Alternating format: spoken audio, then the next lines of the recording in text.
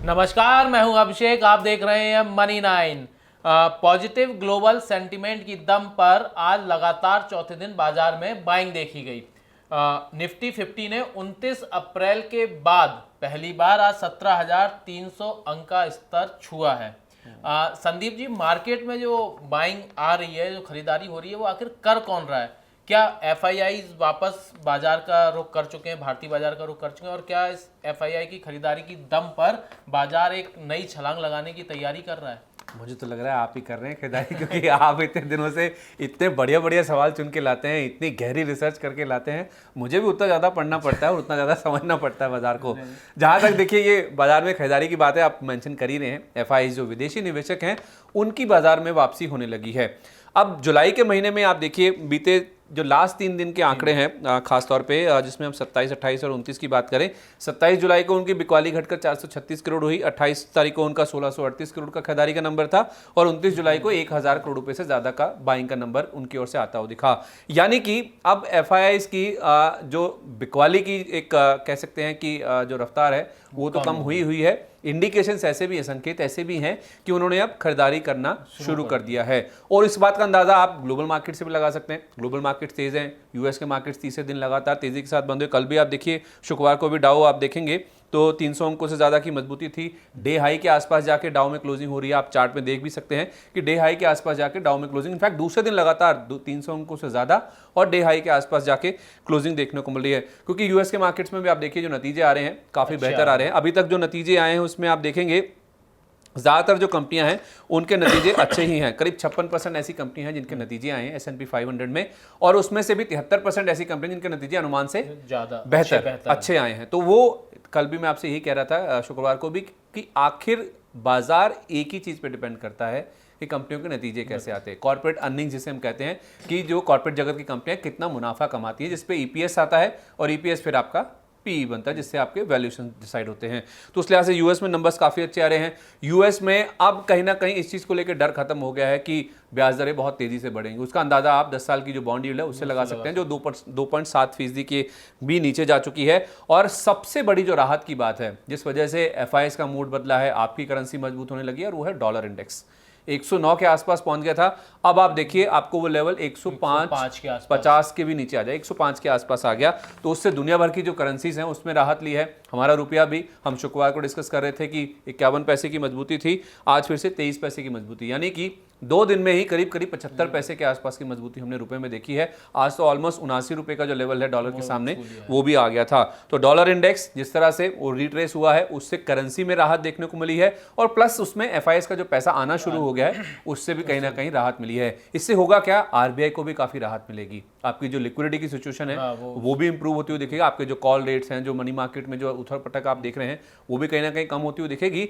RBI के पास भी कुछ लीवे बचेगा, क्योंकि आरबीआई की पॉलिसी ऐसी हफ्ते में, तो उस लिहाज से देखा जाए फिर गुंजाइश थोड़ी सी जो डर है वो कहीं ना कहीं कम होगा कि आरबीआई ज्यादा दरें नहीं बढ़ाएगा। तो उस लिहाज से देखा जाए आरबीआई के पास भी कुशन आएगा, और साथ ही साथ एफआईआई की जो वापसी हुई है वो सारा चीजें लिंक्ड है। देखिए, डॉलर इंडेक्स मजबूत होना, एफआईआई की वापसी, आपकी करेंसी का मजबूत होना, ये अपने आप में सारी चीजें एक साथ सही होने लगी। हम फ्राइडे को ही बात कर रहे थे कि कभी भी एक सिचुएशन बहुत लंबे समय तक नहीं चलती, चीज़ों को नॉर्मलाइज तो होना ही है। अब वो शायद नॉर्मलाइज होना शुरू हो गई है। तो उस लिहाज से आप क्रूड को ही देख लीजिए, क्रूड $103 के भी नीचे आता हुआ दिख रहा है। इस हफ्ते ओपेक की भी एक बैठक है, उससे पहले कहीं ना कहीं एक मूव देखने को मिल रहा है। आपके जो जुलाई ऑटो बिक्री के आंकड़े आए हैं वो भी मजबूत है। भारत में भी कंपनियों के जो नतीजे आए हैं ज़्यादातर अच्छे ही हैं। तो सारे फैक्टर्स एक ही और इशारा कर रहे हैं कि शायद सिचुएशन जो है, जो स्थिति है, वो अब सुधरती हुई दिख रही है। और सबसे बड़ा एक जोकर इन द पैक जो आ जाएगा, अगर कोई रसिया यूक्रेन का जो युद्ध चल रहा है, अगर वो रुकने की बात अगर आ जाती है तो और आपका क्रूड $90 के नीचे आ जाता है, तो मार्केट बल्ले बल्ले करेगा। फिर तो बल्ले ही चलेंगे फिर तो तेजी के बल्ले चलेंगे। संदीप जी, निफ्टी 50 का अगला रेसिस्टेंस अभी 17,300, आपने पिछले हफ्ते बोला था कि 17,000 और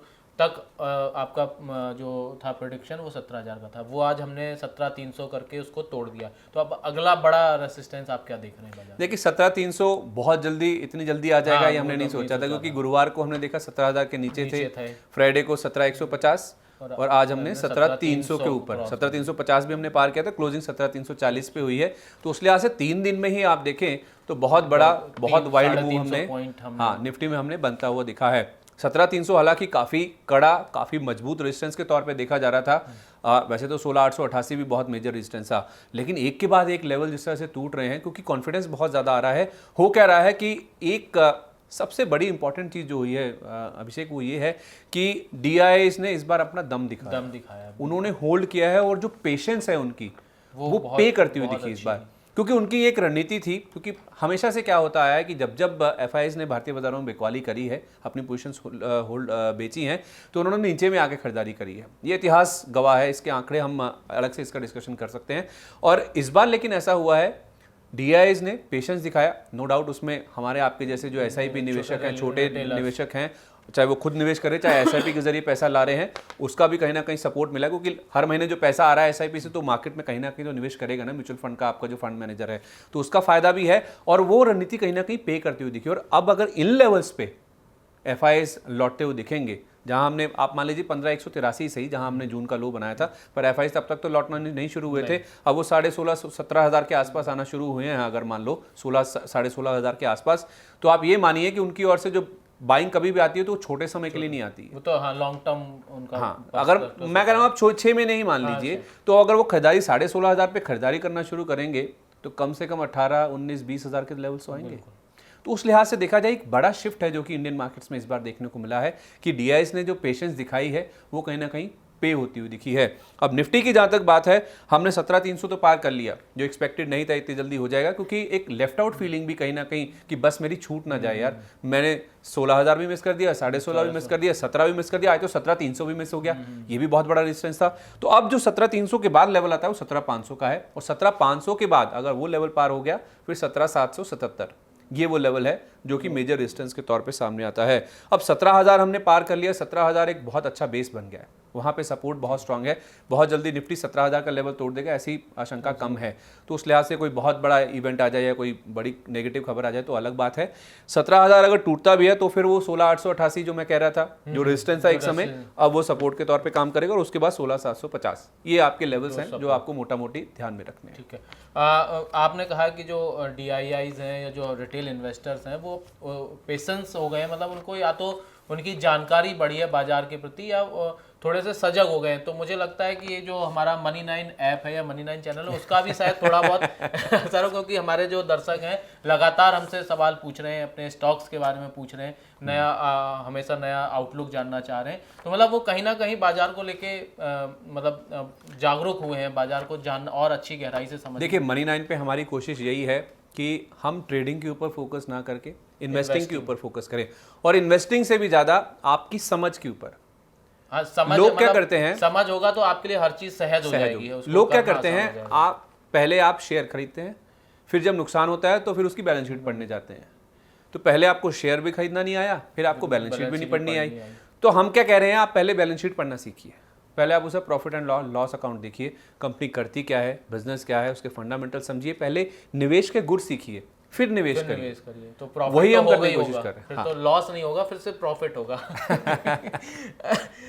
इस हफ्ते जो अगर हम देखें, आपने पिछले हफ्ता तो हो गया पूरा उसका जो भी, लेकिन इस हफ्ते ऐसे क्या कोई नंबर्स या कोई आंकड़े ऐसे आने वाले हैं जो बाजार की चाल को, मतलब तेज चाल को प्रभावित कर सकते हैं, या हमारे दर्शक अगले 1-2 दिन के लिए क्या ट्रिगर्स या क्या रणनीति बनाए, उसको थोड़ा बताइए। देखिए, ये हफ्ता बहुत इंपॉर्टेंट है जहाँ तक आंकड़ों की या तो फिर इवेंट्स की बात है। इस हफ्ते RBI की पॉलिसी आनी है, तो वो 5 तारीख को आएगी, पहले 4 को आनी थी, वो 5 को हो गई। बैंक ऑफ इंग्लैंड की पॉलिसी आनी है, इस बार माना जा रहा है कि अभी तक वो 25-25 बेसिस पॉइंट बढ़ा रहे थे, वो 4 तारीख को आएगी। इस बार हो सकता है 50 बेसिस पॉइंट से वो दरें बढ़ाते हुए दिखें। ओपेक की बैठक होने वाली, जैसे मैं पहले भी मेंशन कर रहा था, उससे पहले क्रूड हल्का होता हुआ दिख रहा है।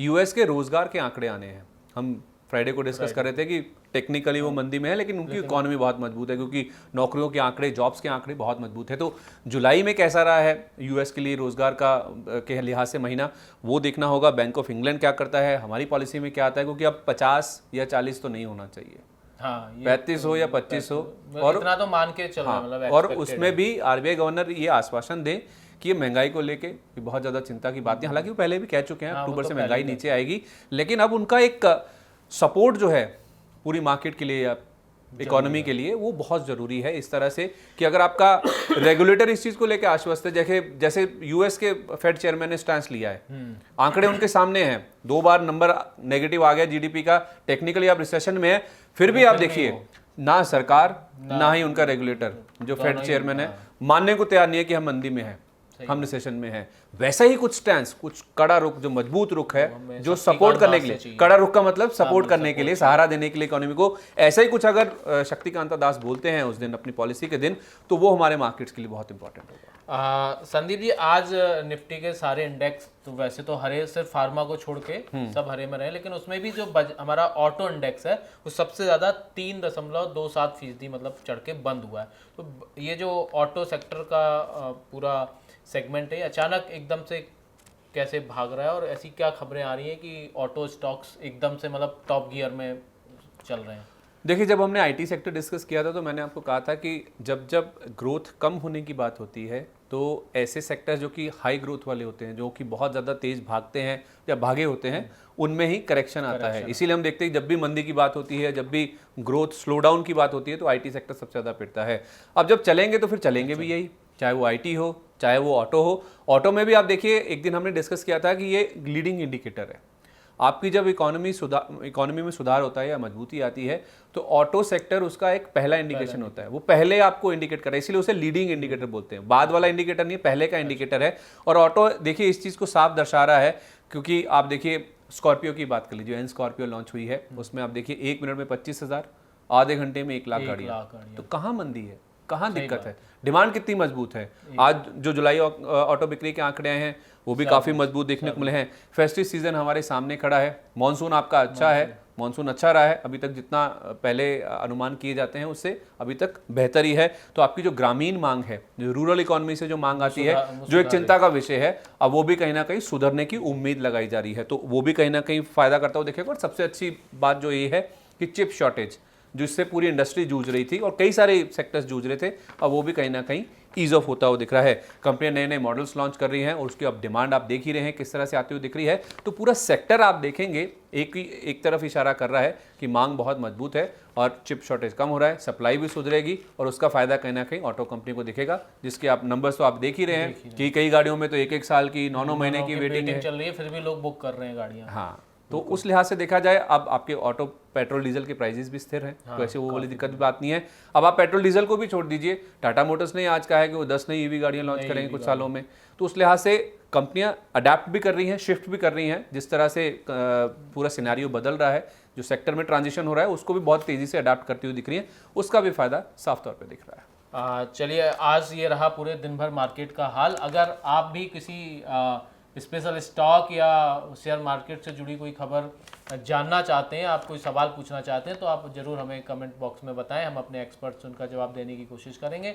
और हाँ, आपने Money9 ऐप के बारे में तो सुना ही होगा और उम्मीद करते हैं आपने डाउनलोड भी कर लिया होगा। अगर नहीं किया है तो तुरंत करिए और अपने दोस्तों, रिश्तेदारों, फैमिली के लोगों को भी ऐप के बारे में बताएं और उनको डाउनलोड करवाएं।